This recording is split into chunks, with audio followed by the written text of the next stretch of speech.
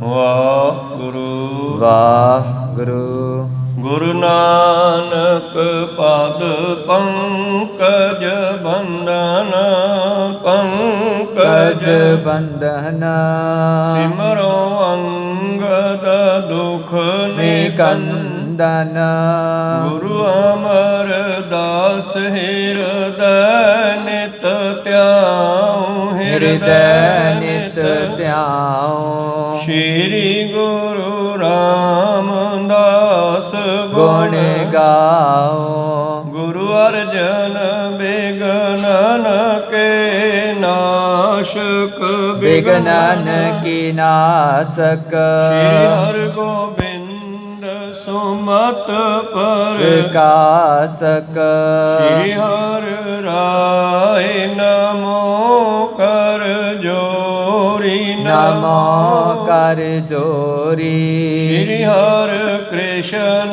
ਮਨਾਉ ਬਹੋਰੀ ਗੁਰੂ ਤੇਗ ਬਹਾਦਰ ਪਰਮ ਕਿਰਪਾਲਾ ਪਰਮ ਕਿਰਪਾਲਾ ਸ਼੍ਰੀ ਗੁਰੂ ਗੋਬਿੰਦ ਸਿੰਘ ਬਿਸਾਲਾ ਕਰੋ ਤਰਾ ਪਰ ਪੁਨ ਪੁਨ ਸੀਸ ਪੁਨ ਪੁਨ ਸੀਸਾ ਬੰਦੋ ਬਾਰ ਬਾਰ ਜਗਦੀਸਾ ਏਕ ਓੰਕਾਰ ਸਤਿਗੁਰੂ ਇਹ ਪ੍ਰਸਾਦ ਸਚ ਹੋਏ ਵਾਹਿਗੁਰੂ ਜੀ ਕੀ ਫਤਿਹ ਹੈ ਵਿਘਨ ਵਿਨਾਸ਼ਨ ਸੋਏ ਵਾਹਿਗੁਰੂ ਜੀ ਕੀ ਫਤਿਹ ਹੈ ਵਿਘਨ ਵਿਨਾਸ਼ਨ ਸੋਏ ਦੋਹਰਾ ਇੱਕ ਬਾਰ ਸ੍ਰੀ ਸਤਿਗੁਰੂ ਬੈਠੇ ਆਪਣੇ ਭਾਈ ਕਥਾ ਪਈ ਤੈ ਪਾਂਡਵਨ ਪੰਡਤ ਭਾਰਤ ਆਏ ਵਾਹਿਗੁਰੂ ਜੀ ਕਾ ਖਾਲਸਾ ਵਾਹਿਗੁਰੂ ਜੀ ਕੀ ਫਤਿਹ।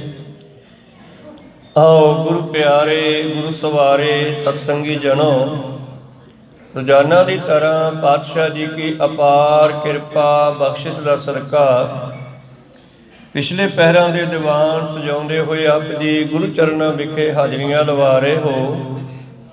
ਆਓ ਲੜੀਵਾਰ ਇਤਿਹਾਸ ਦੀ ਕਥਾ ਵਿਚਾਰ ਨਾਲ ਜੁੜਨਾ ਕਰੀਏ ਜੀ।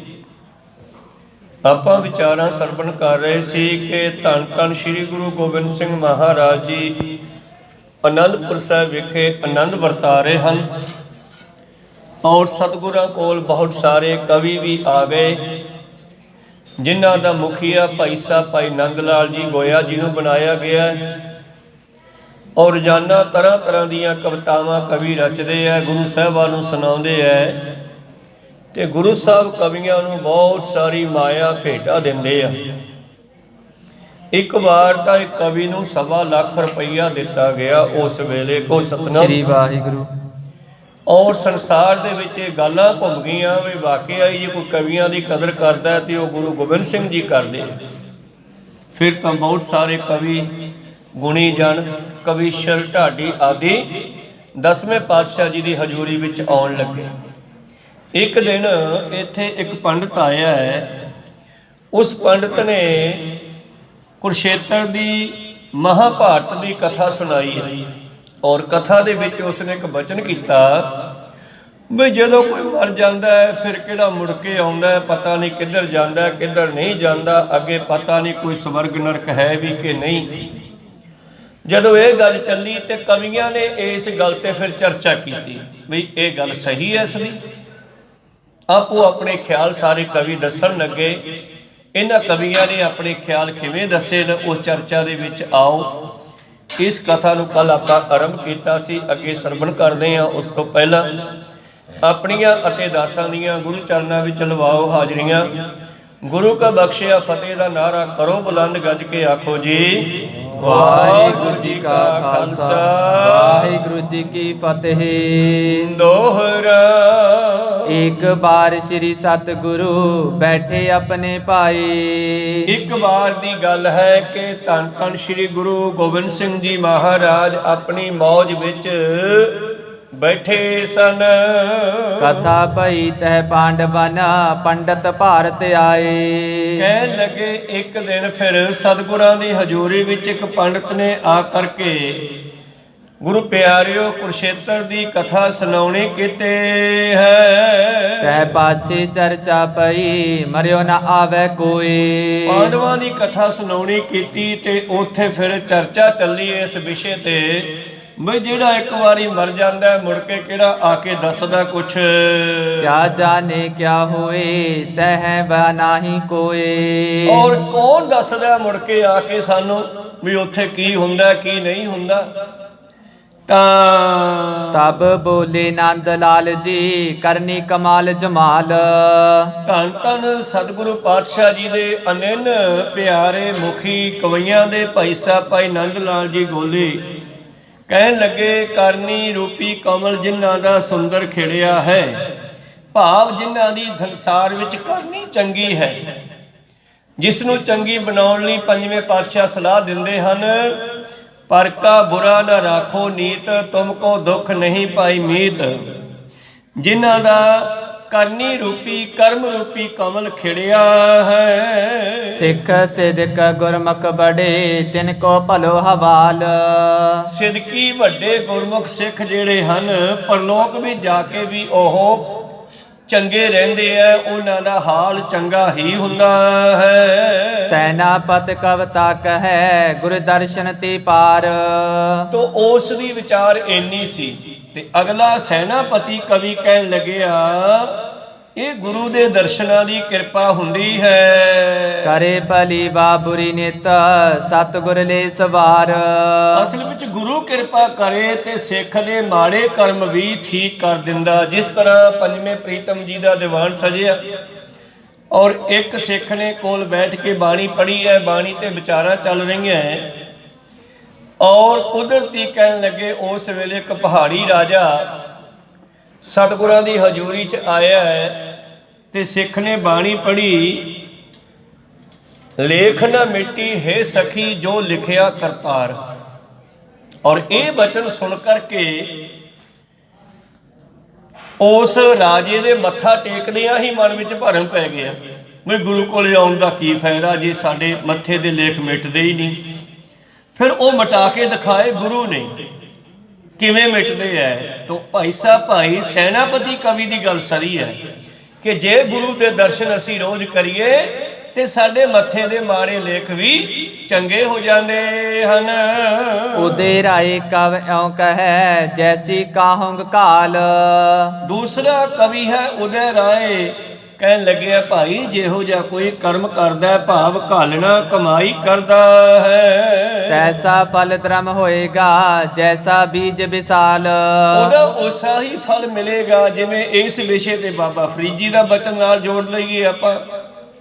ਫਰੀਦਾ ਲੋੜੈ ਦਾਖ ਬਜੌਰੀਆਂ ਕਿੱਕਰ ਬੀਜੈ ਜੱਟ ਹੰਡਾ ਉੱਨ ਕਤਾਏ ਦਾ ਪੈਂਦਾ ਲੋੜੈ ਪੱਟ। ਵਾਕਿਆ ਜੇ ਅਸੀਂ ਮਾੜੇ ਕੰਮ ਕਰਾਂਗੇ, ਜੇ ਕਿੱਕਰਾਂ ਦੇ ਬੀਜ ਬੀਜਾਂਗੇ ਤੇ ਉਹਨੂੰ ਬਿਜਨੌਰ ਦੀਆਂ ਦਾਖਾਂ ਬਿਜਨੌਰ ਦੇ ਅੰਗੂਰ ਨਹੀਂ ਲੱਗਣ ਲੱਗੇ। ਦਾਖ ਅੰਗੂਰ ਤੋਂ ਹੀ ਬਣਦੀ ਹੈ ਤੇ ਬਿਜਨੌਰ ਦੀਆਂ ਦਾਖਾਂ ਬੜੀਆਂ ਮਸ਼ਹੂਰ ਹਨ। ਇਸ ਕਰਕੇ ਬਾਬਾ ਫਰੀਦ ਜੀ ਨੇ ਕਹਿ ਦਿੱਤਾ ਕਿ ਦੁਨੀਆ ਦੇ ਵਾਸਤੇ ਦੁੱਖ ਬੀਜਦਾ ਆਪ ਦੇ ਵਾਸਤੇ ਸਹੂਲਤਾਂ ਤੇ ਸੁੱਖ ਭਾਲਦਾ। ਇਹ ਕਿਵੇਂ ਹੋ ਸਕਦਾ ਹੈ? ਤਾਂ ਪੰਜਵੇਂ ਪਾਤਸ਼ਾਹ ਦਾ ਬਚਨ ਫਿਰ ਇੱਥੇ ਲੱਗਦਾ ਹੈ ਕਿ ਪਰ ਕਾ ਬੁਰਾ ਨਾ ਰਾਖੋ ਚੀਤ ਤੁਮ ਕੋ ਦੁੱਖ ਨਹੀਂ ਪਾਈ ਮੀਤ। ਕਹਿਣ ਲੱਗੇ ਆ ਦੂਸਰਾ ਕਵੀ ਭਾਈ ਸਾਹਿਬ ਜੀ ਕਹਿੰਦੇ ਜਿਹੋ ਜਿਹਾ ਬੰਦਾ ਬੀਜ ਬੀਜਦਾ ਉਹੇ ਜਿਹਾ ਹੀ ਉਗਰਦਾ ਹੈ। ਬਾਬਾ ਫਰੀਦ ਵੀ ਇਸ ਵਿਸ਼ੇ ਤੇ ਆਪਣੀ ਮੋਹਰ ਲਾਉਂਦੇ ਹਨ। ਰਾਵਲ ਬੋਲੇ ਜੀਵ ਕੋ ਈਸ਼ਰ ਅੰਸ਼ ਨਿਹਾਰ। ਕਹਿਣ ਲੱਗੇ ਭਾਈ ਸਾਹਿਬ ਭਾਈ ਕਵੀ ਰਾਵਲ ਜੀ ਕਹਿੰਦੇ ਜਿਹੜਾ ਜੀਵ ਹੈ ਨਾ ਇਹਨੂੰ ਪਰਮਾਤਮਾ ਦੀ ਅੰਸ਼ ਜਾਣੋ। ਨਹੀਂ ਦੰਡ ਆਪਣੀ ਸੁਰਤ ਵਿਚਰੇ ਲੋਭ ਪਸਾਰਾ। ਔਰ ਇਸ ਲੋਭ ਦੇ ਪਸਾਰੇ ਰੂਪੀ ਜਗਤ ਵਿੱਚ ਜੋ ਆਪਣੀ ਸੁਰਤ ਦੇ ਮੰਡਲ ਵਿੱਚ ਵਿਚਰੇ ਤਾਂ ਉਹਨੂੰ ਕੋਈ ਦੰਡ ਨਹੀਂ ਲੱਗ ਸਕਦਾ। ਭਾਵ ਸੰਸਾਰ ਲੋਭ ਦਾ ਪਸਾਰਾ ਹੈ, ਇਹ 'ਚ ਕੋਈ ਸ਼ੱਕ ਨਹੀਂ। ਪਰ ਜੇ ਜੀਵ ਨੂੰ ਭਾਵ ਸਾਨੂੰ ਸਾਰਿਆਂ ਨੂੰ, ਜੀਵ ਕੌਣ ਹੈ? ਆਪਾਂ ਹੀ ਆ ਸਾਰੇ। ਜੇ ਸਾਨੂੰ ਇਹ ਪਤਾ ਲੱਗ ਜਾਵੇ ਕਿ ਸਾਡਾ ਦੇਸ਼ ਹੋਰ ਹੈ ਤੇ ਅਸੀਂ ਮਾਤ ਲੋਕ ਦੇ ਵਿੱਚ ਵਿਚਰਦਿਆਂ ਹੋਇਆਂ ਹਮੇਸ਼ਾ ਸੁਰਤ ਨੂੰ ਸ਼ਬਦ ਨਾਲ ਜੋੜ ਕੇ ਰੱਖੀਏ ਤੇ ਫਿਰ ਉਸ ਨੂੰ ਕੋਈ ਦੰਡ ਨਹੀਂ ਲੱਗਦਾ। ਜੇ ਬੰਦਾ ਇਹ ਮੰਨ ਲਵੇ ਫਿਰ ਉਹਨੂੰ ਦੰਡ ਲੱਗਦਾ ਹੈ। ਜਦੋਂ ਇਹ ਕਹਿੰਦਾ ਮੈਂ ਕਰਦਾ, ਮੇਰੇ ਬਿਨਾਂ ਕਿਵੇਂ ਹੋ ਸਕਦਾ, ਮੈਂ ਕਰੂੰਗਾ, ਤਾਂ ਫਿਰ ਸਮਝੋ ਫਸਿਆ ਫਸਾਇਆ ਹੀ ਹੈ। ਕੋਈ ਸਤਿਨਾਮ ਵਾਹਿਗੁਰੂ। ਜਿਸ ਤਰ੍ਹਾਂ ਕਚਹਿਰੀਆਂ ਦੇ ਵਿੱਚ ਜਦੋਂ ਸਬੂਤ ਮਿਲ ਜਾਂਦੇ ਹੈ ਜਾਂ ਉਹ ਖੁਦ ਕਿਸੇ ਕਾਰਨ ਮੰਨ ਜਾਂਦਾ ਹੈ ਕਿ ਹਾਂ ਮੈਂ ਕੀਤਾ, ਤੇ ਫਿਰ ਸਜ਼ਾ ਸ਼ੁਰੂ ਹੋ ਜਾਂਦੀ ਹੈ।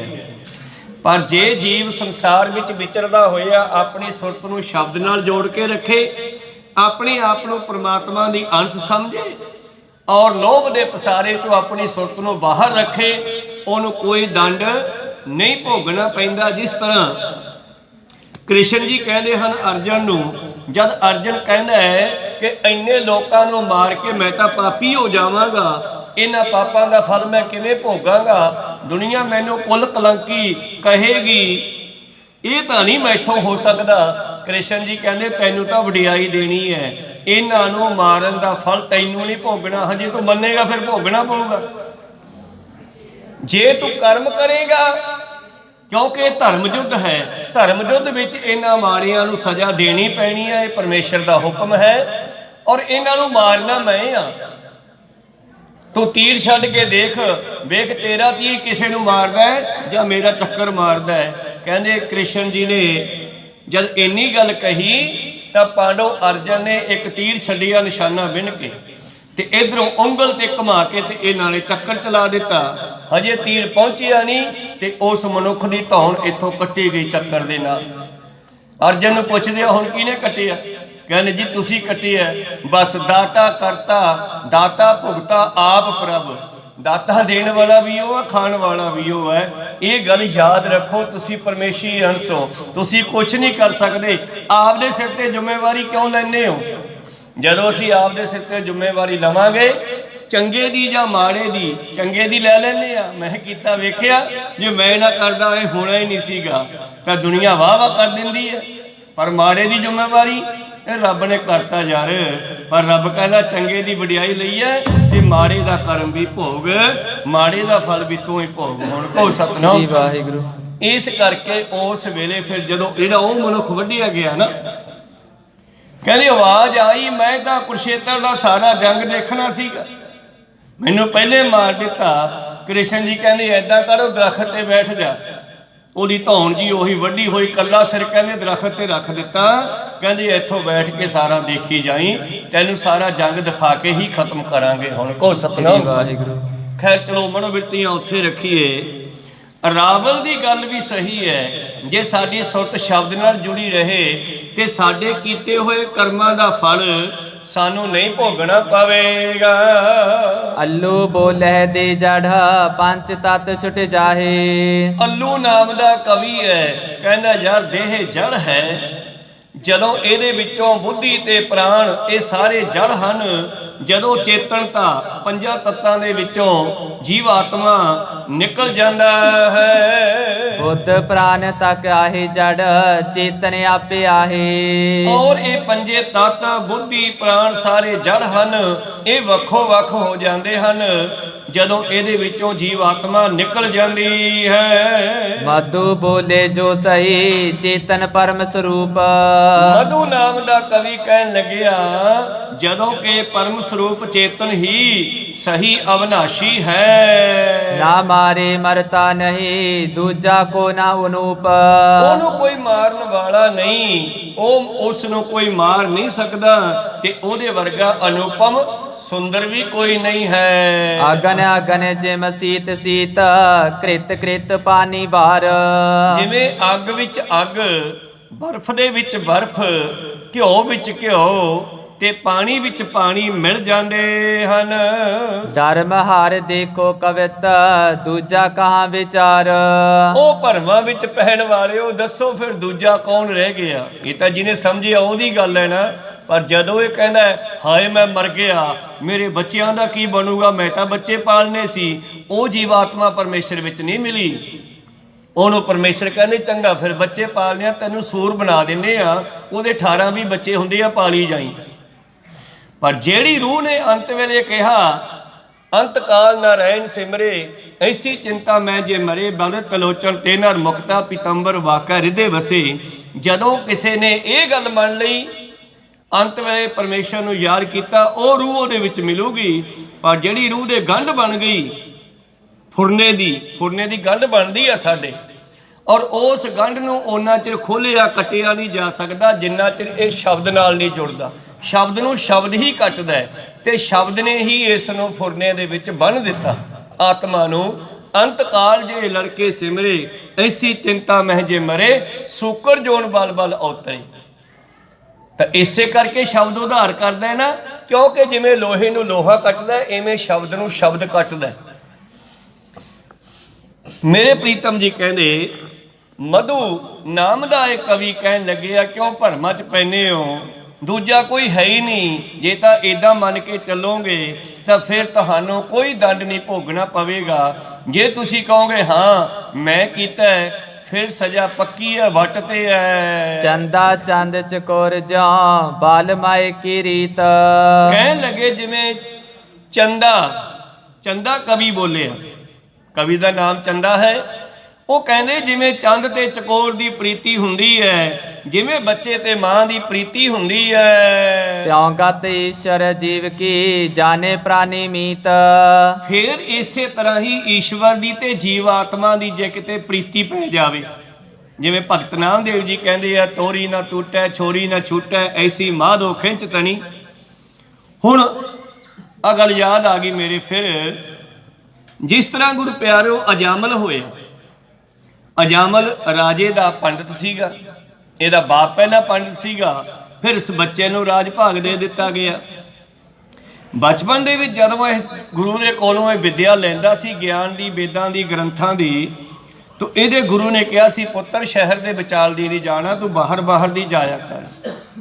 ਬਚਪਨ ਵਿੱਚ ਤਾਂ ਉਹਨੇ ਗੱਲ ਮੰਨੀ, ਬਾਹਰ ਦੀ ਜਾਂਦਾ ਰਿਹਾ। ਪਰ ਜਦੋਂ ਜਵਾਨੀ 'ਚ ਆਇਆ ਤੇ ਇੱਕ ਦਿਨ ਤਰਕ ਕੀਤਾ ਇਹਨੇ ਗੁਰੂ ਤੇ, ਨਹੀਂ ਯਾਰ ਇਹਨੂੰ ਵਿਚਾਲ ਦੀ ਜਾਣ ਤੋਂ ਕਿਉਂ ਰੋਕਿਆ, ਵਿਚਾਲ ਦੀ ਕੀ ਹੋ ਜਾਊਗਾ, ਆਪਾਂ ਵਿਚਾਲ ਦੀ ਜਾਣੀ ਅੱਜ। ਤੇ ਵਾਕਿਆ ਉਹ ਸ਼ਹਿਰ ਦੀ ਜਿਹੜੀ ਮੇਨ ਗਲੀ ਸੀ ਵਿਚਾਲੜੀ, ਉਸ ਤੇ ਬੇਸਵਾਵਾਂ ਦੇ ਕੋਠੇ ਸੀ ਅਸਲ ਵਿੱਚ। ਕਹੋ ਸਤਨਾਮ ਸ੍ਰੀ ਵਾਹਿਗੁਰੂ। ਤੇ ਉਥੋਂ ਦੀ ਲੰਘ ਗਿਆ, ਔਰ ਕਿਸੇ ਬੇਸਵਾ ਦੇ ਨਾਲ ਧਿਆਨ ਮਿਲਿਆ, ਨੇਤਰ ਮਿਲੇ, ਤੇ ਉਹਦੇ ਮੋਹ ਵਿੱਚ ਮੋਹਿਆ ਗਿਆ। ਔਰ ਫਿਰ ਗੁਰੂ ਪਿਆਰਿਓ ਉਹਦੇ ਕੋਲੇ ਆਉਣ ਜਾਣ ਲੱਗਿਆ। ਉਹਦੇ ਕੋਲੇ ਜਾਣ ਤੋਂ ਬਾਅਦ ਫਿਰ ਸ਼ਰਾਬ ਵੀ ਪੀਣ ਲੱਗਿਆ, ਨਸ਼ੇ ਵੀ ਖਾਣ ਲੱਗਿਆ। ਇਸ ਗੱਲ ਦਾ ਪਤਾ ਰਾਜੇ ਨੂੰ ਲੱਗਿਆ। ਰਾਜੇ ਨੇ ਅੰਦਰ ਵਾੜ ਕੇ ਬੜਾ ਸਮਝਾਇਆ, ਬਈ ਤੂੰ ਸਤਿਕਾਰਯੋਗ ਬੰਦਾ ਸਾਡਾ, ਤੂੰ ਵੇਦਾਂਤੀ ਹੈ, ਤੂੰ ਰਾਜ ਗੁਰੂ ਹੈ, ਤੂੰ ਇਹ ਪੁੱਠੇ ਕੰਮ ਛੱਡ ਦੇ, ਵਿਆਹ ਕਰਾ ਲਾ, 1 ਕਰਾ ਲਾ, 2 ਕਰਾ ਲਾ, ਪਰ ਇਹ ਬੇਸਵਾ ਦੇ ਕੋਠੇ ਤੇ ਜਾਣਾ ਗਲਤ ਹੈ ਤੇਰੇ ਲਈ। ਕੋ ਸਤਨਾਮ ਸ੍ਰੀ ਵਾਹਿਗੁਰੂ। ਪਰ ਉਹ ਨਾ ਮੰਨਿਆ, ਕਿਉਂਕਿ ਚੀਜ਼ ਹੀ ਐਸੀ ਆ, ਤੇ ਉਹ ਨਾ ਹਟਿਆ। ਅਖੀਰ ਰਾਜੇ ਨੇ ਕਹਿ ਦਿੱਤਾ, ਸਾਡਾ ਸ਼ਹਿਰ ਛੱਡ ਕੇ ਨਿਕਲ ਜਾ, ਹੁਣ ਮੇਰੀ ਹੱਦ ਦੇ ਵਿੱਚ ਨਹੀਂ ਦਿਸਣਾ ਚਾਹੀਦਾ। ਹੱਦ ਚੋਂ ਬਾਹਰ ਕੱਢਤਾ, ਜੰਗਲਾਂ ਵਿੱਚ ਰਹਿਣ ਲੱਗਿਆ ਉਸ ਬੇਸਵਾ ਸਮੇਤ। ਉੱਥੇ ਰਹਿੰਦਿਆਂ ਹੋਇਆਂ ਫਿਰ ਇਸ ਦੇ ਬੱਚੇ ਪੈਦਾ ਹੋਏ। ਗੁਰੂ ਪਿਆਰਿਓ 6-7 ਬੱਚੇ ਪੈਦਾ ਹੋਏ। ਅਖੀਰ ਇਹਨੂੰ ਸਮਝ ਆਈ ਕਿ ਮੇਰੇ ਗੁਰੂ ਨੇ ਕਿਉਂ ਵਰਜਿਆ ਸੀਗਾ, ਵੀ ਕਿਤੇ ਇਹ ਚੱਕਰ 'ਚ ਨਾ ਪੈ ਜਾਵੇ। ਪਰ ਆਖਰੀ ਸਮੇਂ ਹੁਣ ਗੁਰੂ ਪਿਆਰਿਓ ਮੌਤ ਦੇ ਨੇੜੇ ਪਹੁੰਚੇ ਹੈ। ਤੇ ਇੱਕ ਦਿਨ ਇਸ ਨੂੰ ਕੋਈ ਹੋਰ ਰਿਸ਼ੀ ਮਿਲਿਆ, ਜਾਂ ਉਹੀ ਮਿਲਿਆ ਜਾਂ ਹੋਰ ਮਿਲਿਆ, ਉਸ ਨੂੰ ਬੇਨਤੀ ਕਰਦਾ, ਰਿਸ਼ੀ ਜੀ ਮੇਰਾ ਉਧਾਰ ਕਿਵੇਂ ਹੋਊਗਾ, ਮੈਂ ਤਾਂ ਰਾਜਗੁਰੂ ਸੀਗਾ, ਰਾਜ ਪੰਡਤ ਸੀਗਾ, ਪਰ ਆਪਣੇ ਗੁਰੂ ਦੀ ਗੱਲ ਨਾ ਮੰਨਣ ਕਰਕੇ ਮੈਂ ਇਸ ਚੱਕਰ 'ਚ ਪੈ ਗਿਆ, ਤੇ ਹੁਣ ਮੇਰਾ ਜਿਹੜਾ ਹੈ ਆਤਮ ਸਮਾਂ ਜਿਹੜਾ ਖਰਾਬ ਹੋ ਰਿਹਾ, ਹੁਣ ਮੈਂ ਕੀ ਕਰਾਂ। ਉਹ ਕਹਿਣ ਲੱਗਿਆ, ਕੁਛ ਨਹੀਂ ਹੋ ਸਕਦਾ, ਬਾਰਿਸ਼ਾਂ ਨਾ ਆਦਤਾਂ ਜਾਂਦੀਆਂ ਨੇ, ਭਾਵੇਂ ਕੱਟੀਏ ਪੋਰੀਆਂ ਜੀ, ਪਰ ਫਿਰ ਵੀ ਫਕੀਰਾਂ ਕੋਲੇ, ਸਾਧੂਆਂ ਕੋਲੇ ਕੋਈ ਨਾ ਕੋਈ ਜੁਗਤੀ ਹੁੰਦੀ ਆ। ਜਦੋਂ ਬਹੁਤਾ ਹੀ ਰੋਣ ਬਿਲਕਣ ਲੱਗਿਆ ਤੇ ਉਹ ਸਾਧੂ ਕਹਿਣ ਲੱਗਿਆ, ਜਿਹੜਾ ਤੇਰਾ 7ਵਾਂ ਛੋਟਾ ਬੱਚਾ ਹੈ ਨਾ, ਬਸ ਉਹਦਾ ਨਾਮ ਅੱਜ ਤੋਂ ਨਰੈਣ ਲੈਣਾ ਸ਼ੁਰੂ ਕਰ ਦੇ, ਇਹੋ ਹੀ ਜੁਗਤੀ ਬਚੀ ਆ ਤੇਰੇ ਵਾਸਤੇ। ਕਹੋ ਸਤਨਾਮ ਸ੍ਰੀ ਵਾਹਿਗੁਰੂ। ਇਹਨੂੰ ਨਰੈਣ ਕਹਿ ਕੇ ਬੁਲਾਇਆ ਕਰ। ਤਾਂ ਉਸ ਦਿਨ ਤੋਂ ਛੋਟੇ ਬੱਚੇ ਨੂੰ ਨਰੈਣ ਕਹਿਣ ਲੱਗਿਆ। ਤੇ ਗੁਰੂ ਪਿਆਰੋ ਆਵਾਜ਼ ਮਾਰਦਾ, ਨਰੈਣ ਕਹਿ ਕੇ। ਤੇ ਅਖੀਰ ਜਦੋਂ ਮੌਤ ਦਾ ਸਮਾਂ ਆਇਆ, ਜਮਦੂਤ ਲੈਣ ਆਏ। ਜਮਦੂਤਾਂ ਨੇ ਦਿਖਾਈ ਦਿੱਤੀ ਤੇ ਡਰਦਾ ਹੋਇਆ ਉਹਨਾਂ ਤੋਂ ਭਿਆਨਕ ਰੂਪ ਦੇਖ ਕੇ ਡਰਨ ਲੱਗਿਆ। ਉਸ ਮਰਨ ਵਾਲੇ ਨੂੰ ਦਿਸਦੇ, ਆਪਾਂ ਨੂੰ ਚਾਹੇ ਨਹੀਂ ਦਿਸਦੇ, ਉਹਨੂੰ ਸਭ ਕੁਝ ਦਿਸਦਾ ਹੈ। ਕਿਸ ਤਰ੍ਹਾਂ ਉਹ ਲੈ ਕੇ ਜਾਂਦੇ ਆ, ਘੜੀਸ ਕੇ, ਖਿੱਚ ਕੇ। ਜਦੋਂ ਉਹਨੂੰ ਦਿਖਾਈ ਦਿੱਤੇ ਤੇ ਉੱਚੀ ਉੱਚੀ ਰੋਣ ਲੱਗਿਆ, ਨਰੈਣ ਬਚਾਓ, ਨਰੈਣ ਬਚਾਓ। ਭਾਵੇਂ ਕਿ ਉਹਨੇ ਆਪਣੇ ਪੁੱਤਰ ਦਾ ਨਾਮ ਲਿਆ, ਪਰਮੇਸ਼ਰ ਦੇ ਨਾਮ 'ਚ ਪਾਵਰ ਹੈ। ਜਦੋਂ ਇਹ ਨਾਮ ਲਿਆ ਗਿਆ ਤੇ ਉਹ ਜਮਦੂਤ ਹੀ ਭੱਜ ਗਏ, ਕਹਿੰਦੇ ਆਪਾਂ ਤੋਂ ਗਲਤੀ ਹੋ ਗਈ ਯਾਰ, ਇਹ ਤਾਂ ਨਰੈਣ ਦਾ ਭਗਤ ਹੈ, ਕਹੋ ਸਤਨਾਮ ਜੀ ਵਾਹਿਗੁਰੂ। ਔਰ ਉਸ ਨੂੰ ਛੱਡ ਗਏ। ਜਿਸ ਤਰ੍ਹਾਂ ਪੰਜਵੇਂ ਪਾਤਸ਼ਾਹ ਜੀ ਨੇ ਪਹਾੜੀ ਰਾਜੇ ਨੂੰ ਗਿਆਨ ਦੇ ਕੇ ਇਹ ਗਿਆਨ ਕਰਾਇਆ ਸੀਗਾ, ਲੇਖ ਨਾ ਮਿੱਟੀ ਹੈ ਸਕੀ ਜੋ ਲਿਖਿਆ ਕਰਤਾਰ, ਇਹ 'ਚ ਕੋਈ ਸ਼ੱਕ ਨਹੀਂ ਮਿਟਦੇ। ਪਰ ਜੇ ਗੁਰੂ ਦੀ ਸ਼ਰਨ ਵਿੱਚ ਆਵੇ ਤੇ ਗੁਰੂ ਇਹ ਤਾਕਤ ਰੱਖਦਾ ਹੈ, ਮਿਟਾ ਸਕਦਾ ਹੈ। ਜਿਵੇਂ ਅਜਾਮਲ ਰਾਜੇ ਦੇ ਉਸ ਗੁਰੂ ਪਿਆਰਿਓ ਵੈਦ ਗੁਰੂ ਦੇ ਅਜਾਮਲ ਪੰਡਤ ਦੇ ਜਿਸ ਤਰ੍ਹਾਂ ਗੁਰੂ ਪਿਆਰਿਓ ਉਸਨੇ ਇਹ ਮਾੜੇ ਕਰਮ ਕੱਟ ਦਿੱਤੇ। ਨਰੈਣ ਦਾ ਸ਼ਬਦ ਜਿਹੜਾ ਹੈ, ਪਰਮੇਸ਼ਰ ਦਾ ਨਾਮ ਜਿਹੜਾ ਹੈ, ਚਾਹੇ ਵਾਹਿਗੁਰੂ ਹੈ ਜਾਂ ਰਾਮ ਹੈ ਜਾਂ ਨਰੈਣ ਹੈ, ਜੋ ਵੀ ਅਸੀਂ ਲੈਂਦੇ ਹਾਂ, ਉਹ ਸਾਡੇ ਮਾੜੇ ਕਰਮਾਂ ਨੂੰ ਸਵਾਹ ਕਰਨ ਦੀ